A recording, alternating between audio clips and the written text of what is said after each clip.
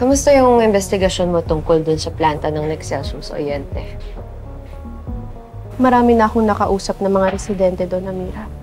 Marami na ring nagkakasakit dahil sa maling ways of disposal ng planta ng Nexcelsior. Kinokontami na nila yung tubig. Kawawa, lalo na yung mga bata. Kaya handang tumistigo ang mga residente. At kapag lumabas ang tungkol dito, katapusan na ng planta ng mga pera. Yan ang gusto ko marinig.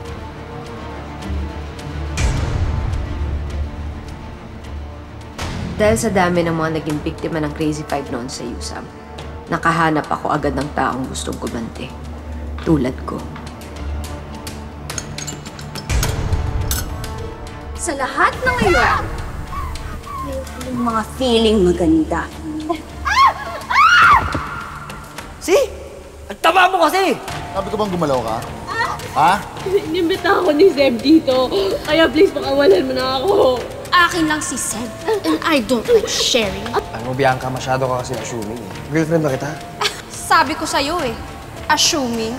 Kapag sinabi ko na ayoko makita yung mukha mo, ayoko makita yung mukha mo! Halikan mo yung mukha ko! Sabi ka na kasi! Ha? Alik! Halikan mo! Amo yung reporter, di sana sinamahan kita. Pwede ba? I'm perfectly fine, Kuya. I can handle myself. Hindi ko kailangan ng yaya, no? Kaya ko yung sarili ko. Tsaka nandito na ako. Ayoko naman maliit. Dapat kasi nagpa-drive ka na lang eh.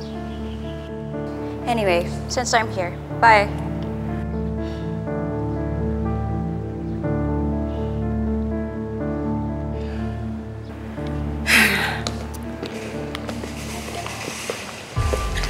Ay, sad talaga.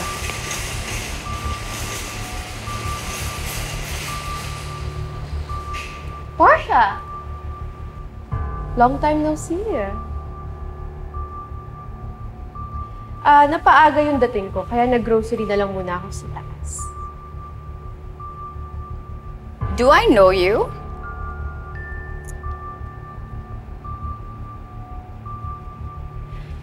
Ako si Bianca Malyari. Ako yung reporter na kamitin mo.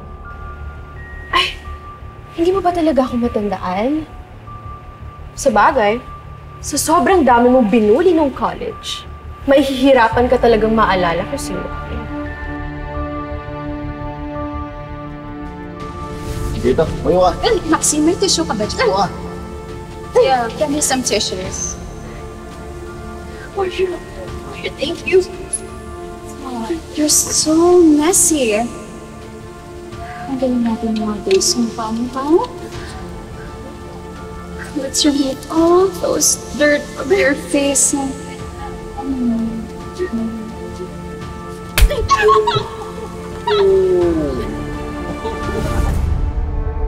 Ikaw pala yung reporter na gustong gumawa ng expose tungkol sa planta namin. FYI, inaayos na namin yung problema as we speak. Inaayos? Paano? Sino na naman yung bago niyong sinusulsulan? Wala ka nang pakialam sa mga business transactions ng Nexcelsior. Look, nandito ako para malaman ko kung anong side niyo. Bago ko ilabas sa publiko ang storya ko para naman maging fair, di ba? Fair? Wow! How thoughtful of you. Pero wag mo nga ako plastikin. Sabihin mo nga sa akin yung totoo. Bakit mo ginagawa yung expose? 'Cause, no offense, you don't exactly look like the nature-loving type. Ang kapal ang mukha mo, no? Bakit? Ano ba gusto mong palabasin? Na may ibang dahilan kung bakit ko ginagawa ang storya ko? Bakit? Mali ba ako?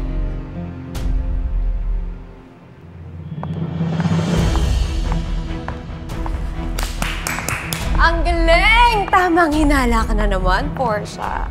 Gustuhan mo yung USAM reunion natin? Mira, anong reunion? Tayong 3. Anyway, may hinanda pa ako sa'yo. Here. Ano naman to? Cease and desist order. Hinanda ko na yan kasi alam kong dyan naman din mapupunta yung planta niyo.